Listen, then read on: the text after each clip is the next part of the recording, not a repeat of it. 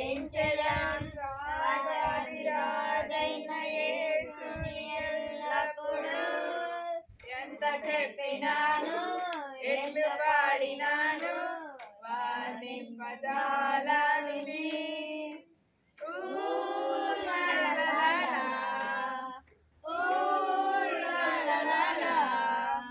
నా ప్రభు గొప్పవాడు, నా ప్రభు గొప్పవాడు.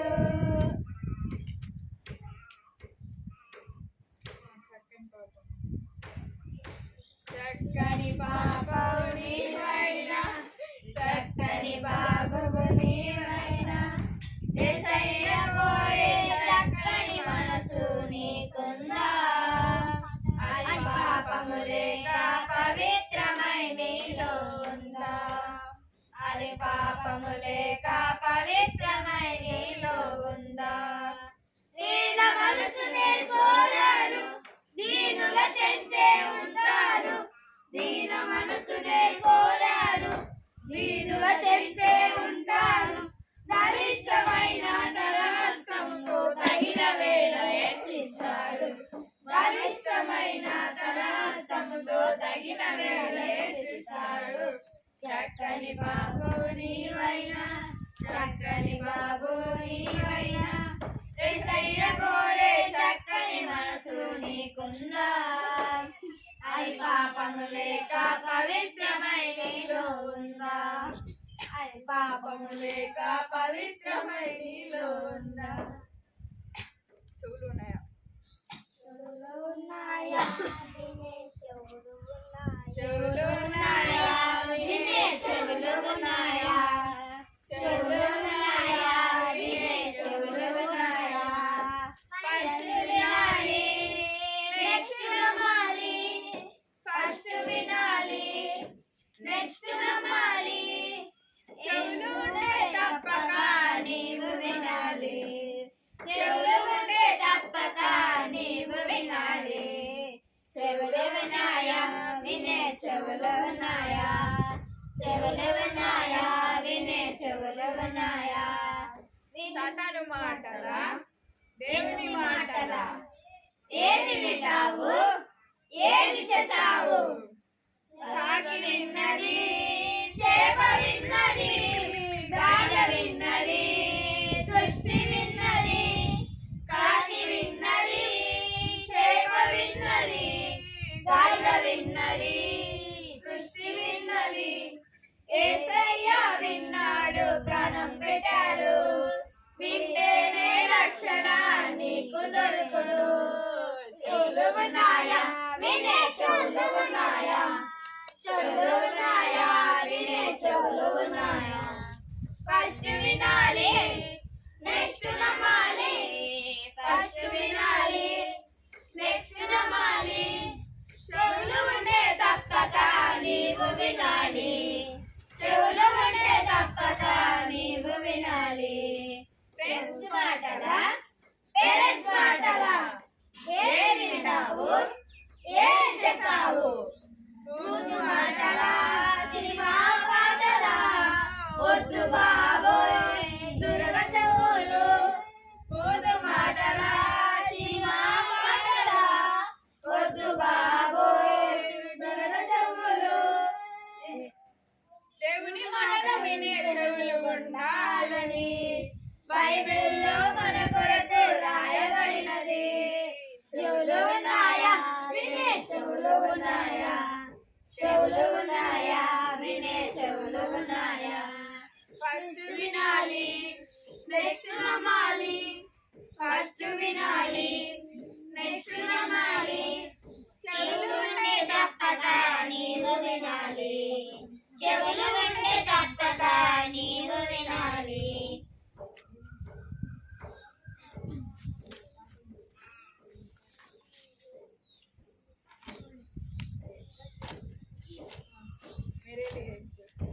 అక్క చూడాలి వాళ్ళ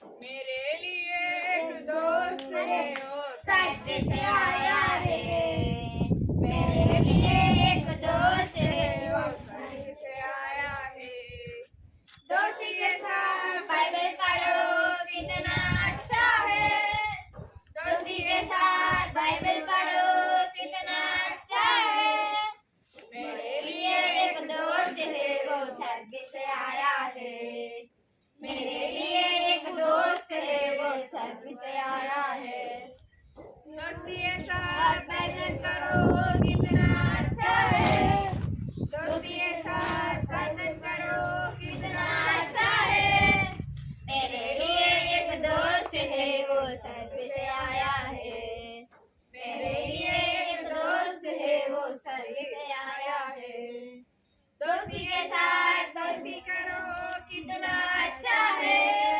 दोस्ती के साथ दोस्ती करो कितना अच्छा है मेरे लिए एक दोस्त है वो स्वर्ग से आया है मेरे लिए एक दोस्त है वो स्वर्ग से आया है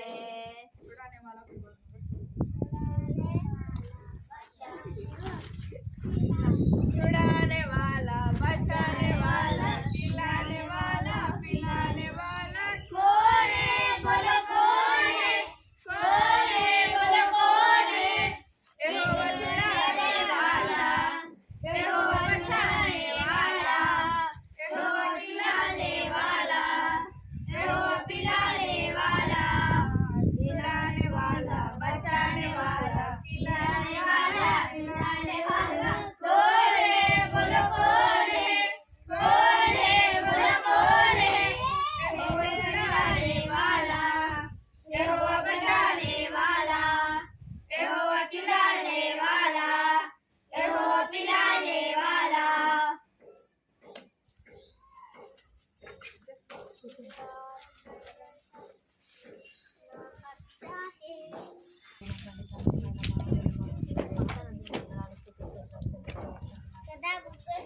దేవా పిల్లలందరూ దేవనాన్ని చక్కగా పాటలు పాడడానికి దేవా మీరే ఇచ్చిన కృపను బట్టి వందనాలు అనుకుంటున్నా ముందుల సమయంలో దేవా మీరే తోడుగా ఉండండి సహాయం చేస్తున్నందుకు ఆయన మీరే ఎదురు చూపించి సహాయం చేస్తున్నారు తీసుకున్నామని మీకు సహాయాన్ని కోరుకుంటూ అడిగి తగ్గినాడు కేసీ కృష్ణాలను వేడుకుంటున్నాను మా తండ్రి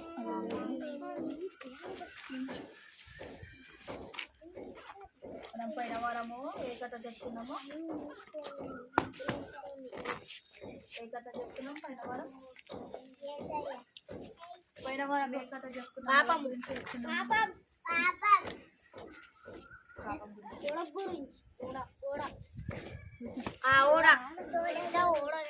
ఓడని ఎవరు కట్టిరు నోవాహు వాళ్ళ కుటుంబం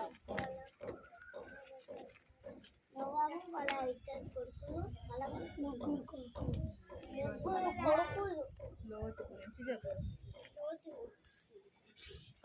లోతు ఫస్ట్ అబ్రహాం గురించి అబ్రహాము ఎవరు ఎవరు అబ్రహాం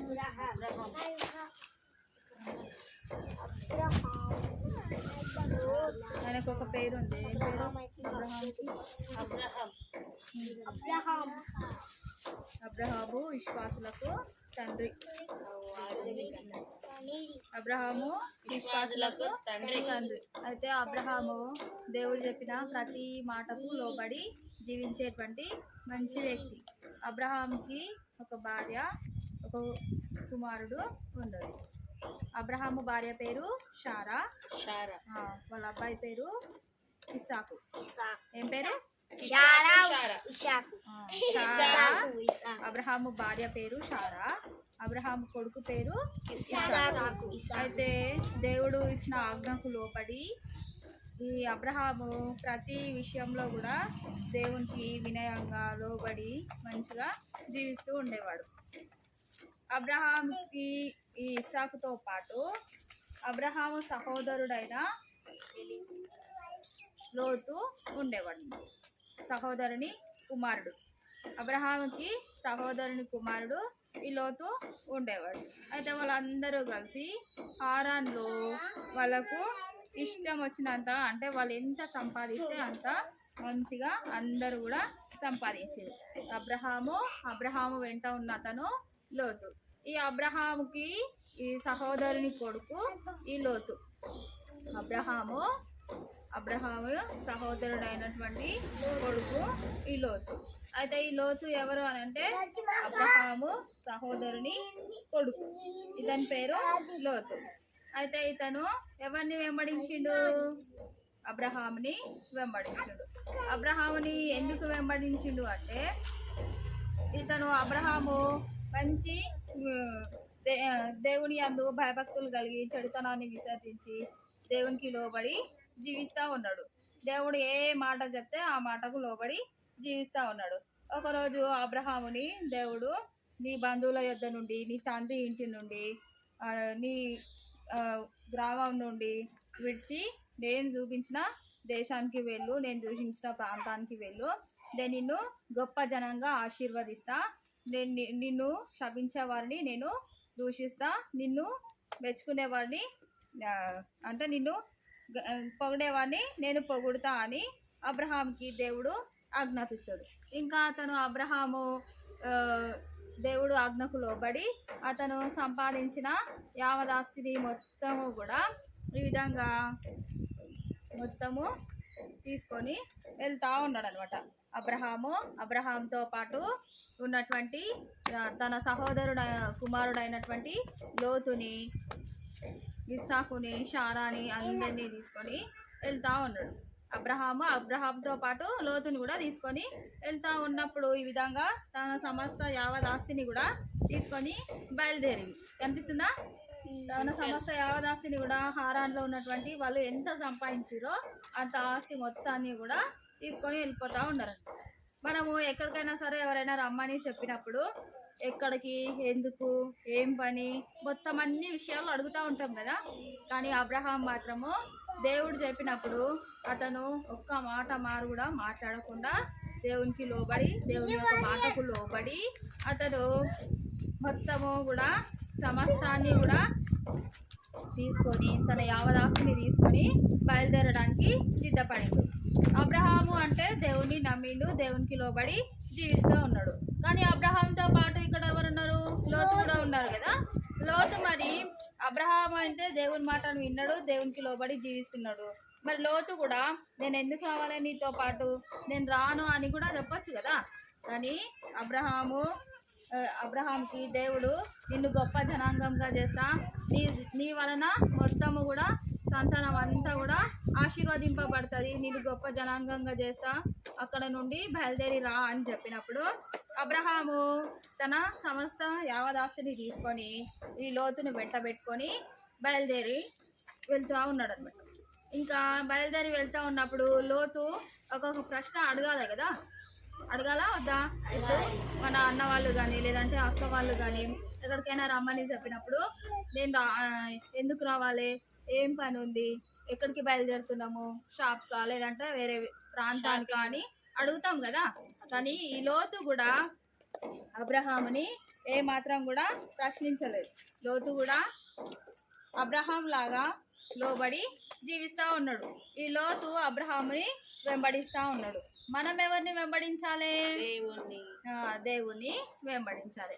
మనము దేవుణ్ణి వెంబడిస్తే మన యొక్క సమస్త పాపాలు, సకల దుర్నీతి నుండి దేవుడు మనల్ని ఏం చేస్తాడు? తీసేస్తాడు, పవిత్ర పరుస్తాడు. దేవుడు మన ఎడల తన ప్రేమను వెల్లడిపరుచుచున్నాడు. ఎట్లనగా మనం ఇంకనూ పాపులమై ఉండగానే క్రీస్తు మన కొరకు చనిపోయాను. అంటే మనం పాపులుగా ఉన్నప్పుడే, అంటే ఎవరైనా సరే పరిశుద్ధంగా ఉన్నప్పుడు మంచి వ్యక్తులతోని స్నేహం చేయడానికి ఎవరైనా సరే ఇష్టపడతారు కదా. వాళ్ళు మంచిగా ఉంటే, వాళ్ళ ప్రవర్తన బాగుంటే ఎవరైనా సరే మాట్లాడతారు, ఎవరైనా సరే దగ్గరికి రావడానికి ఇష్టపడతారు. అదే మూర్ఖంగా ప్రవర్తిస్తే ఎవరైనా సరే దగ్గరికి రావడానికి ఇష్టపడతారా? దగ్గరికి రావడం పక్కన పెట్టండి. ఎవరైనా సరే మాట్లాడడానికి, పలకరించడానికి కూడా ఇష్టపడరు కదా. కానీ మనం మాత్రము పాపాత్ములుగా ఉన్నప్పుడే దేవుడు మన ఎడల ప్రేమని కనపరిచాడు. అది ఎలాంటి ప్రేమ అంటే 1 రోజు 2 రోజులతో పోయే ప్రేమ కాదు. శాశ్వతమైన ప్రేమతో నేను నిన్ను ప్రేమించుచున్నాను కనుక విడువక నీ ఎడల కృప చూపుచున్నాను. ఇర్మియా 31:3లో చెప్తున్నాడు దేవుడు మనకు శాశ్వతమైన ప్రేమ అంటే అరకొర ప్రేమ కాదు. ఎవరైనా సరే కొన్ని రోజుల మటుకు ప్రేమిస్తారు, తర్వాత గొడవలు వచ్చి ఎవరైనా వాళ్ళు విడిపోతారు కదా. కానీ దేవుడు మాత్రము మనము నమ్మదగని వారంగా ఉన్నప్పటికీ సైతము దేవుడు నమ్మదగిన వాడు, నీతివంతుడు, అద్భుత ఆశ్చర్యక్రియలు చేసేటువంటి గొప్ప శక్తివంతమైన దేవుడు అయినా కూడా పాపులైనటువంటి మన ఎడల శాశ్వతమైనటువంటి ప్రేమతోని మనల్ని ప్రేమిస్తా ఉన్నాడు.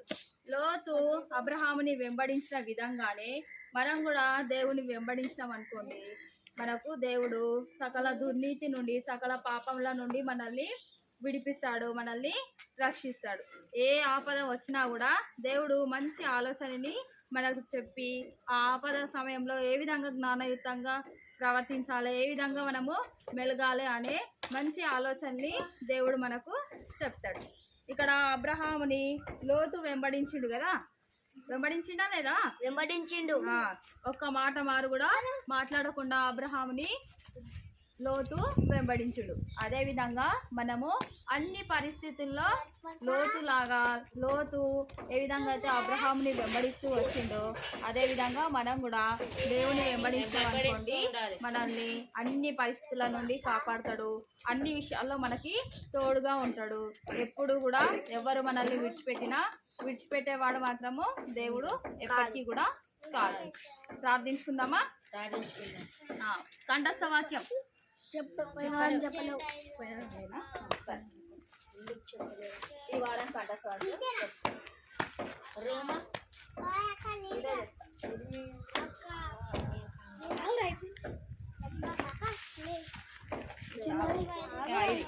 యేసు రక్తము ప్రతి పాపము నుండి మనలను పవిత్రులనుగా చేయును.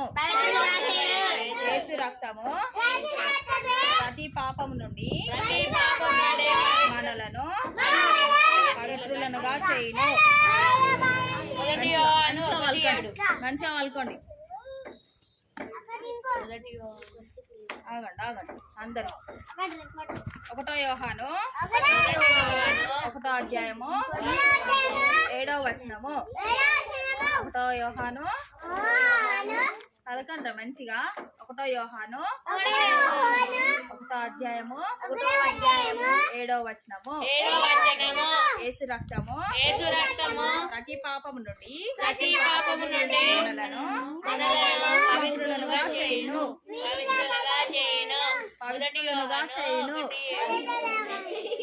పవిత్రులుగా చేయును. పలకడానికి వస్తుందిగా పవిత్రులుగా. అరే వాడు ఒకడే ఉన్నాడా? చెప్పండి అందరూ. పవిత్రులనుగా చేయును. యేసు రక్తము ప్రతి పాపము నుండి చెప్పండి. యేసు రక్తము ప్రతి పాపము నుండి మనలను పవిత్రులనుగా చేయును. యోహాను 1 యోహాను 1వ అధ్యాయము 7వ వచనము. ఇది ఈ వారం కంఠస్థ వాక్యము. వచ్చే వారం అందరూ నేర్చుకొని రండి. ఓకేనా? ప్రార్థన చేసుకున్న తర్వాత అందరికి వాటర్.